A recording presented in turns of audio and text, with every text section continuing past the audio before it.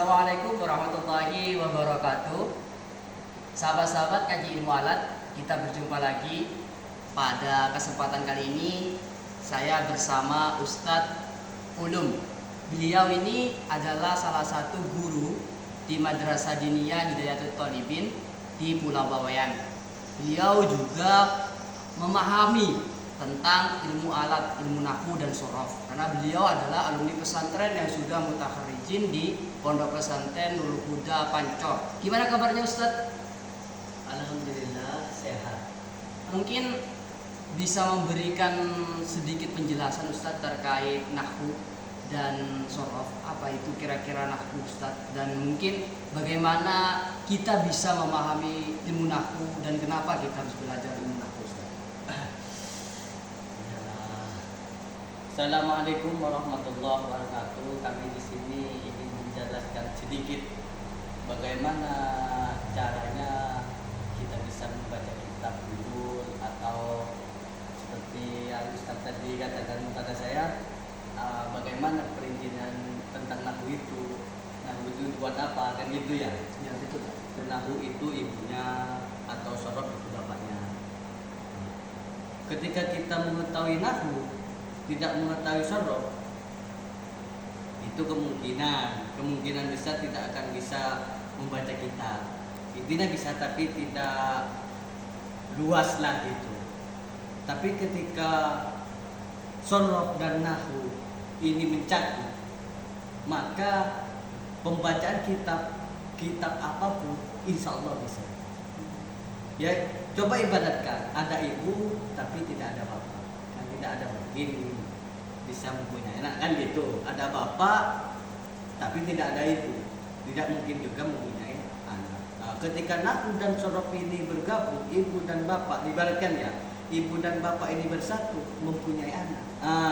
Nahwu gitu juga, ketika ilmu nahwu dan ilmu sorof ini bergabung, di situ letaknya kita bisa membaca kitab-kitab yang gundul gitu, kitab-kitab yang tidak ada maknanya gitu.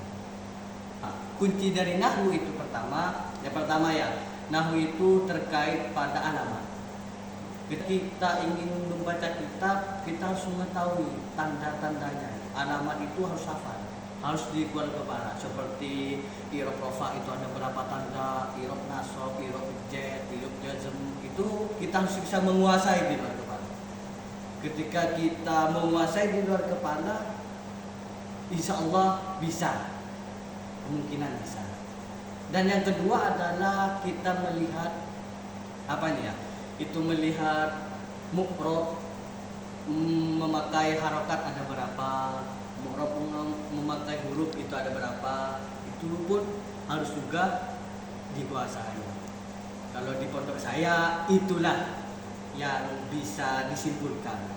Alamat dulu, ketika kita di luar kepala alamat, intinya lancar, ya Pak ada berapa, ada segini, tandanya atau fathah. Nah, ketika itu sudah matang, kita lanjut ke pembicaraan yang tadi, memakai huruf ada berapa, memakai harkat juga ada berapa, kan seperti isi mufrad, jamak taksir, jamak salim, kan seperti itu ya. Nah, sudah diketahui sama Ustaz juga. Nah, itulah intinya. Nah, kalau sorof itu kan timbangan. Sorof itu diibaratkan timbangan seperti rokode. Nah, rokode itu ikut wazan apa? Kan gitu di kita. Rokode itu ikut wazan apa? Nah, kita simpulkan memakai sorof. Fa'ala. Huruf asli. Jadi kita ingin bisa baca kitab kuning itu Ustadz, memang harus menguasai nahwu dan sorof gitu Ustadz ya. Karena nahwu dan sorof ini sebagai ibu dan bapaknya ilmu gitu ya Ustadz ya. Iya. Karena kebanyakan emang nahwu dan sorof itu kunci pertamanya untuk membaca kitab. Terus mungkin tips dan triknya Ustadz selama di pondok agar kita itu bisa senang dengan ilmu nahwu, dengan ilmu sorof. Kan kebanyakan orang-orang itu kan merasa lelah gitu, artinya merasa benci dengan nahwu dan sorof karena sulit, paling sulit katanya. Tapi kan sedangkan itu kan salah satu kunci awal kita untuk bisa membaca sebuah kitab kuning, kita gundul yang ada di pesantren. Mungkin pengalaman Ustadz di pondok itu agar kita senang, cinta kepada ilmu nahwu, ilmu sorof ini, itu bagaimana tips dan triknya, Ustadz? Kalau di pondok saya itu triknya itu memang harus ada paksaan. Memang kalau dipaksa itu emang nggak enak. Apapun kalau dipaksa itu memang nggak enak kan. Emang dipaksa, terbiasa, nanti jadi biasa lagi, baru bisa kan gitu. Jadi kita ketika kita ingin belajar nahwu seperti gimana gitu ya, rasanya nggak tahu apa, intinya kita baca. Yang penting juga kita harus mencari guru, mencari sanad yang insya Allah kita yakini bisa gitu. Iya. Supaya apa? Ketika kita belajar, oh apa yang dinamakan ini di dalam nahwu ini, nanti kita belajar. Intinya kita jangan pernah menyerah atau jangan pernah menyerah untuk membaca. Terus membaca, terus membaca. Masalah kita tidak tahu atau tahunya itu belakangan. Yang penting kita harus membaca. Ketika kita terus membaca, insya Allah jadi terbiasa. Nah, ketika jadi terbiasa, dibaca terus, jadi di luar kepala. Kalau sudah jadi di luar kepala, insya Allah bisa kan gitu. Mungkin gitu. Di pondok saya itu emang dipaksa untuk belajar. Sholat duha, selesai sholat duha belajar lagi. Intinya menurut saya di dalam pondok itu belajar lah intinya gitu. Iya, Ustaz. Berarti jadi agar kita bisa nahwu dan kita senang dengan ilmu nahwu, itu memang harus dipaksakan gitu. Karena kalau tidak dipaksakan itu akan membuat kita itu tidak senang. Tapi ketika dipaksa dan jadi terbiasa, maka kita akan senang dan mudah. Bahkan kita akan hafal di luar kepala. Ketika kita hafal di luar kepala, sebagai kata Ustaz tadi, itu akan mudah kita membaca kitab-kitab gundul yang ada di pesantren-pesantren maupun kitab-kitab yang berbahasa Arab yang belum pernah kita temui. Mungkin Ustaz terkait nahwu tadi, itu kan tips dan triknya gitu Ustaz ya.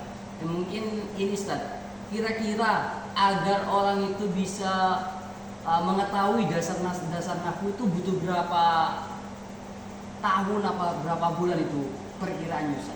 Untuk dasar-dasarnya tok gitu Ustaz. Artinya belum akhir tapi mengenal gitu. Kalau soal mengenal itu ya minimal intinya gimana ya? Kalau di target itu sulit. Intinya kita kan harus memperbanyak belajar. Entah sehari, 2 hari, 3 hari. Intinya harus belajar. Namanya juga kan manusia. Al-insan marhutuk manusia kan gitu. Manusia itu kan tidak lepas dari lupa dan hilaf gitu dan salah ya. Jadi kita lupa belajar lagi. Ketika kita intinya kita jangan menarget. Maksudnya jangan menarget itu jangan saya ingin belajar 2 hari aja baru taruh. Intinya kita harus fokus untuk belajar. Kita belajar 1 tahun ya 1 tahun, 2 tahun ya 2 tahun. Ya intinya harus kita belajar. Gitu. Ya Ustaz, mungkin ini pengalaman dari Ustaz Ulum saat beliau belajar di pondok pesantren Nurul Huda dan juga bagaimana beliau itu mengenal nahwu dan sorof.